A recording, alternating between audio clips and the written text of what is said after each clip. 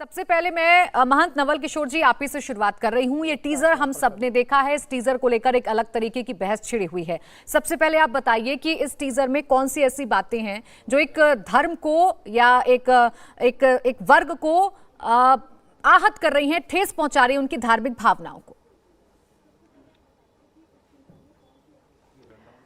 प्राची बहन, पिछले कई दशकों से देखा जा रहा है टीवी के माध्यम से, चाहे वो नाटक हो, पिक्चर हो, ये वास्तव में नाटक और पिक्चर इसलिए बनाए जाते थे कि लोगों को कुछ संस्कार मिले, जीवन में कुछ प्रेरणा प्राप्त हो। अब जिस प्रकार से हिंदू समाज को अपमानित करने का एक निरंतर पूर्व नियोजित प्रयास हो रहा है, वो निंदनीय है। अब इनको ये नहीं पता है कि रावण कोई सामान्य व्यक्ति नहीं है। रावण भगवान का पार्षद है। द्वारपाल हर के प्रिय दो, जय और विजय जानु सबको। ऋषियों के श्राप उनको लगा है। श्राप के कारण उसको 3 जन्म तक असुर होना पड़ा। शिशुपाल दंतवाक्रेय हुआ, हिरण्यकश्यप हुआ, रावण कुंभकर्ण हुआ। और रावण के द्वारा रचित तांडव आपने सुना होगा। नित्य वेद का वाचन करता है वो। हाँ, उसका चरित्र अच्छा नहीं था। इस दृष्टि से उसको मुक्ति देने के लिए स्वयं परमात्मा को आना पड़ा। मां जानकी के हरण किया उसने। वेद को जानने के बाद विपरीत चला। पर आज जो कुछ दिखाया जा रहा है ये सब हिंदू समाज को कहीं न कहीं अपमानित करने के लिए और हमारी परंपराओं को विकृत करने के लिए कि देखो तुम्हारे पूर्वज ऐसे थे। रावण को किस तरह का वेशभूषा पहनाया गया है। हनुमान जी को जान करके आज के जो मुस्लिम लोग हैं अपनी धार्मिक पहचान, दाढ़ी रखेंगे, मूछ नहीं रखेंगे, उसको जोड़ने का प्रयास किया गया है। मैं ऐसा मानता हूं कि ये पूर्व नियोजित जिहाद है। ये टीवी के द्वारा जिहाद है। हिंदू समाज किसी प्रकार से नहीं चलने देगा ऐसी फिल्मों को। जी, सेंसर बोर्ड रोके, नहीं रोकेगा तो हिंदू समाज रोकेगा। ठीक। हमारी किसी आस्था को आहत पहुंचाने वाला कोई नाटक, कोई पिक्चर हम नहीं चलने देंगे, नहीं चलने देंगे। उसके लिए चाहे हमें बलिदान देना पड़े, गोली खाना पड़े, पर ऐसे धर्मद्रोही लोगों का कोई चित्रण हम नहीं चलने देंगे। ठीक है नवल किशोर जी, भावनाएं आहत हुई हैं और उन भावनाओं के आहत होने का ही ये जो विरोध है वो अब किया जा रहा है और पूरे देश भर में इस टीजर का विरोध हो रहा है। नासिर जी, ये जो विरोध हो रहा है इसे आप किस तरीके से देख रहे हैं? और ऐसी फिल्मों का जो निर्माण हो रहा है जिसमें समय समय पर कई सवाल खड़े किए जाते हैं, जो आपत्ति अभी नवल किशोर जी ने भी उठाई, ये क्या जरूरी हो गया है अब हमारे सिनेमा में? देखिए, एक बात तो मैं अच्छी तरह स्पष्ट रूप से कहना चाहता हूं कि मेरे दिमाग में ये बात बिल्कुल नहीं बैठती कि फिल्म वाले लोग जो हैं, फिल्म के डायरेक्टर, प्रोड्यूसर जो भी बनाते हैं फिल्में, वो किसी भी धर्म को, खास तौर पे हिंदू धर्म को ठेस पहुंचाने के लिए बनाते हैं कि भैया ये भी काम हो जाए हमारा। मुझे ये समझ में नहीं आ रहा कि ऐसी हरकत, मोहम्मद साहब पे बनाओ। एक मिनट, या तो इनसे बोलते, ये सुनिए नवल किशोर जी, एक सेकंड उनको बात रखने दीजिए, फिर मैं आती हूँ आपके पास। मोहम्मद साहब पे बनाओ ना, कर लीजिए बात, मैं आती हूँ आपके पास। नवल किशोर जी एक सेकंड रुक जाइए। नहीं चलेगी अभिव्यक्ति। एक सेकंड हमारा अपमान नहीं कर सकते। अच्छा जी, मैं चुप बैठ रहा हूँ। मोहम्मद साहब पे बनाओ, क्यों नहीं बनाते? नवल किशोर जी एक सेकंड बात करने दीजिए। नवल किशोर जी एक सेकंड बात करने दीजिए। नासिर जी अपनी बात रखिए।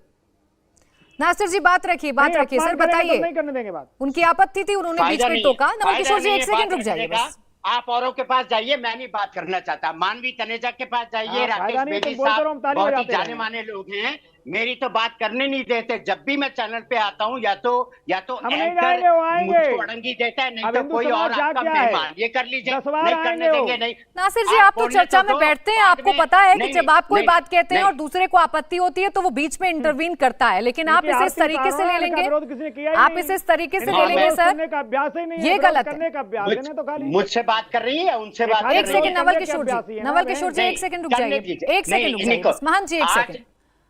नासिर जी अपनी बात कंप्लीट करिए सर, बात कंप्लीट करिए बिना किसी भूमिका को बंधाए हुए।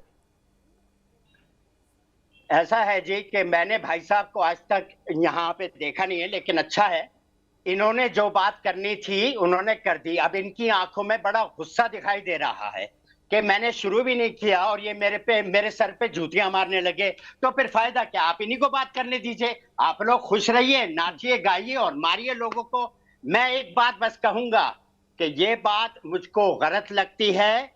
और जैसे कि लाल सिंह फिल्म आई थी एक, उस पर भी फिल्म रिलीज होने से पहले उस पर आपत्ति हुई थी, उसको डाउन करने की कोशिश की है। यहां पर भी यही कर रहे हैं।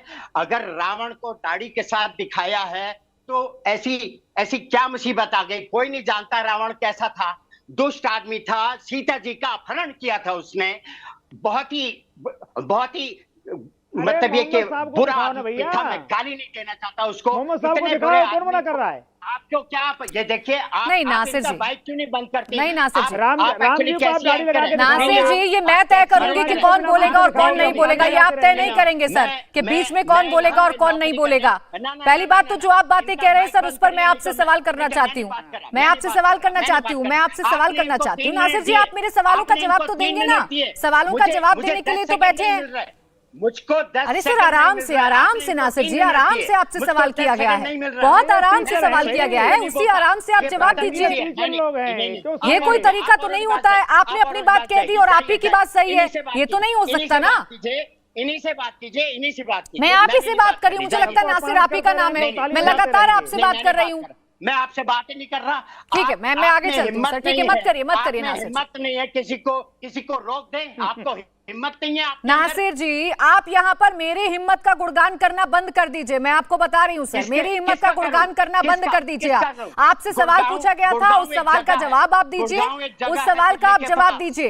ये क्या जरूरी है कि आप एक वर्ग की भावनाओं के साथ खिलवाड़ कर दीजिए और उस पर कोई आपत्ति भी ना जताए? सुनाई नहीं दे रहा भैया, बीच में बोल रहे हैं, मुझे सुनाई नहीं दे रहा। इनका माइक बंद कीजिए, नहीं तो मैं नहीं बात कर रहा। नहीं सुनाई दे रहा। मैं आगे थोड़ा मेहमानों के पास लेती हूँ, आपका कमेंट। ठीक है, कोई बात नहीं नासिर जी।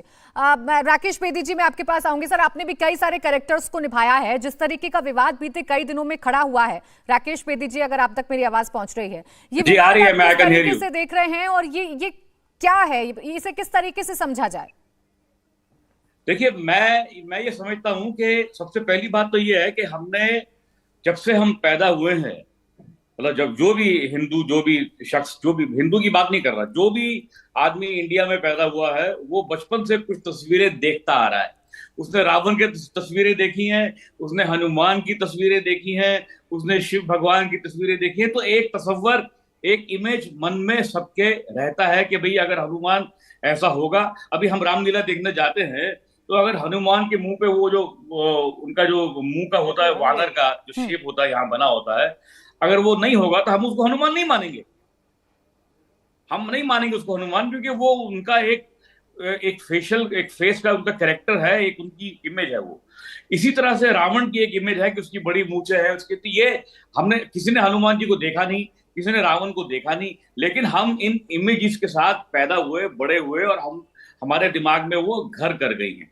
ये मेरा मतलब है। तो मेरा ये कहना है कि हमने अभी सिर्फ टीजर देखा है। वो कहानी किस तरह से अनफोल्ड हो रही है। हनुमान जी वो हैं भी या नहीं फिल्म में, या वो रावण है भी या नहीं, या वो उनका एक तस्वुर है रावण। तो ये हर एक चीज के ऊपर अभी इतनी जल्दी रिएक्ट करना ठीक नहीं है मेरे हिसाब से। अगर फिल्म एक बार कोई देखे, उसके बाद वो बात करे तो बात समझ में आती है। टीजर में क्या होता है, कुछ चीजें हमेशा गलत की तरफ इंडिकेट करती हैं और फिर सब लोग उस तरह से भावना बना लेते हैं। लेकिन मैं इतना जरूर कहूंगा, मैं ये कहना चाहता हूं कि अगर ऐसा हुआ है तो गलत है, क्योंकि हमारे दिमाग में एक इमेजेस बनी हुई है। उन इमेजेस को तोड़ना हमारे लिए, किसी के लिए भी, मैं अपनी बात नहीं कर रहा, किसी भी धर्म के लिए बड़ा मुश्किल है। और फॉर एग्जाम्पल क्राइस्ट की एक इमेज है कि वो क्रॉस पे लटके हुए हैं, एक इमेज है उनकी। तो आप उस इमेज को तोड़ कैसे सकते हैं? उसकी दाढ़ी कैसे निकाल सकते हैं क्राइस्ट की? अगर वो है तो है। तो ये सब चीजें मेरा मैथोलॉजी से खिलवाड़ नहीं किया जा सकता, बदलाव या छेड़छाड़ नहीं की जा सकती। हाँ, उसे आप दिखा सकते हैं एज इट इज, उसी अवतार में जो अवतार उनका है। आप शायद यही राकेश जी कहना चाह रहे हैं। नहीं, मैं एक बात और कहना चाहता हूं जो बहुत जरूरी है कि let's wait for the film. जितने भी लोग यहाँ पर हैं वो एक बार फिल्म देख लें। हो सकता है फिल्म देखने के बाद उनका पर्सपेक्टिव चेंज हो जाए, क्योंकि मैं इतना जरूर जानता हूं कि अगर किसी ने करोड़ों रुपया लगा के फिल्म बनाई है तो वो इसलिए नहीं बनाई है कि कुछ लोग उसको रोकें, उसका नुकसान करें, या इसलिए तो नहीं बनाई। आई एम श्योर इसलिए नहीं बनाई है। इंडिया टीवी हर वक्त हर जगह डाउनलोड करने के लिए सर्च करें India TV news Google play store या ऐप स्टोर पर।